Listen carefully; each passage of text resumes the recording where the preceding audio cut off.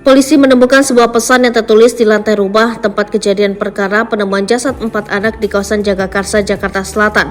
Keempat anak tersebut ditemukan tewas membusuk di kamar rumah mereka dengan posisi berjajar di atas kasur.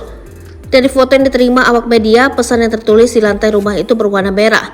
Diduga pesan tersebut ditulis menggunakan darah.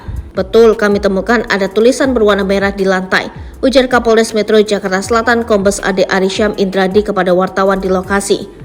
Adapun pesan tersebut bertuliskan, "Puas Bunda, thanks for all."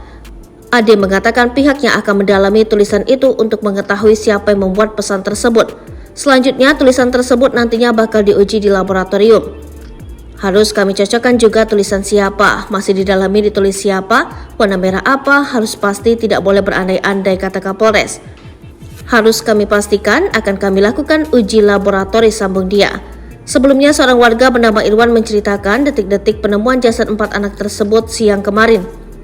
Penemuan jasad itu berawal saat warga mencium aroma bau busuk dari rumah kontrakan tersebut. Bau busuk itu sudah mulai tercium sejak Selasa 5 Desember 2023 kemarin. Bau bangkai sampai bongkar plafon gak ketemu, terus tadi pagi tetangga telepon saya.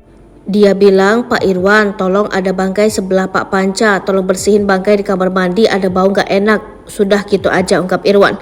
Setelahnya warga dan ketua RT setempat akhirnya mencoba masuk ke rumah kontrakan itu. Keempat korban ditemukan dalam kondisi membusuk dengan posisi berjajar di dalam kamar. Sementara itu ayah korban yang diduga sebagai pelaku ditemukan dalam posisi tanpa busana di kamar mandi.